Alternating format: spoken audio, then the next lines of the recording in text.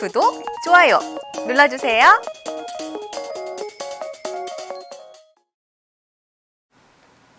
시청자 여러분 안녕하십니까? 기업엔 백규리입니다. 8월 7일 오늘의 경제 뉴스 전해드리겠습니다. 이재용 삼성전자 부회장이 지난 6일부터 반도체 개발 및 조립, 검사 등을 맡는 충남 온양 천안 사업장을 시작으로 현장 경영에 나섰습니다. 이 부회장은 이날 김기남 디바이스 솔루션 부문 부회장, 진교영 메모리 사업부장 등 임원진과 함께 온양과 천안 사업장을 찾았습니다. 삼성전자 관계자는 이 부회장은 사업 전반에 대한 현장 경영을 시작하며 검사 및 포장 등 마무리를 책임지는 반도체의 끝단인 후 공정부터 점검에 나선 것이라고 말했습니다. 이 부회장은 이후 메모리, 시스템 LSI, 파운드리 등을 생산하는 평택 기흥, 아산 탕정 사업장 등도 방문해 전자부문 밸류체인 전 과정을 살펴볼 예정입니다. 정부의 민간 택지 분양가 상한제 시행 방안이 다음 주 초 당정 협의를 거쳐 발표됩니다. 국토교통부는 정부의 민간 택지 분양가 상한제 적용을 위한 세부안을 확정했으며 다음 주 초 당정 협의를 거쳐 발표할 예정이라고 밝혔습니다.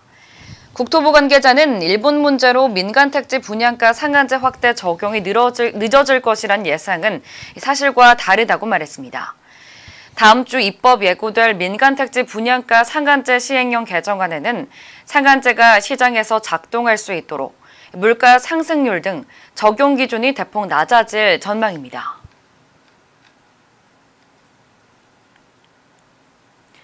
삼성전자가 6세대 256기가비트 3비트 VNAND를 기업용 PC SSD를 세계 최초로 양산에 성공했다고 밝혔습니다.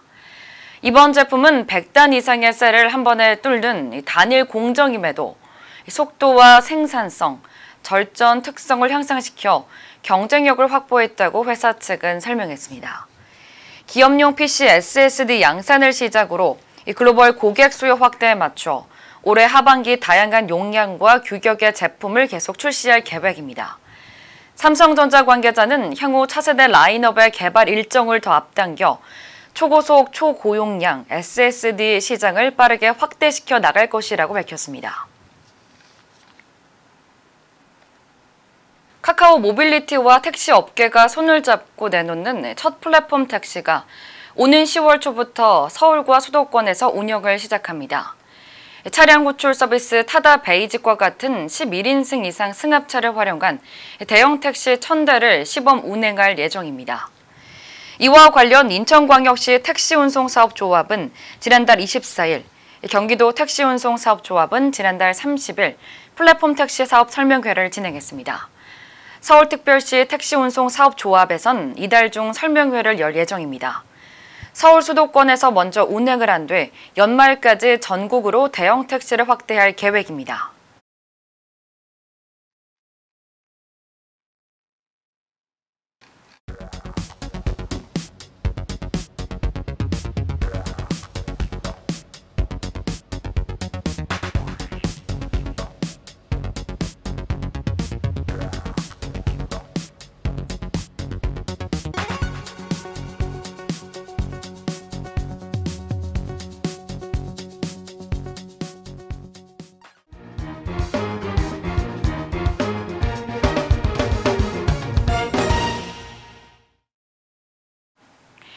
최태원 SK그룹 회장이 일본의 추가 경제 보복 조치가 나오자 비상회의를 소집했습니다. SK그룹에 따르면 최태원 회장은 지난 5일 서울 SK T타워에서 그룹 최고 의사결정기구인 수펙스 추구협의회 비상회의를 주재했습니다. 회의에는 16개 주요 관계사 CEO들이 참석했습니다. 최 회장은 회의에서 흔들림 없이 자기 자리에서 최선을 다하고 위기에 슬기롭게 대처하고자 당부한 것으로 알려졌습니다. 이날 CEO들은 반도체 등 주요 관계사 사업에서 예상되는 타격과 대응책을 분석하고 일본 수출 규제가 장기화할 경우 발생할 수 있는 위험을 점검했습니다.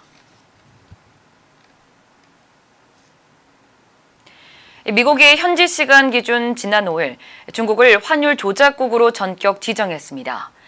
미국 재무부는 성명을 통해 스티븐 무누신 장관의 트럼프 대통령의 권한으로 중국이 환율 조작국이라는 것을 오늘 결정했다고 밝혔습니다.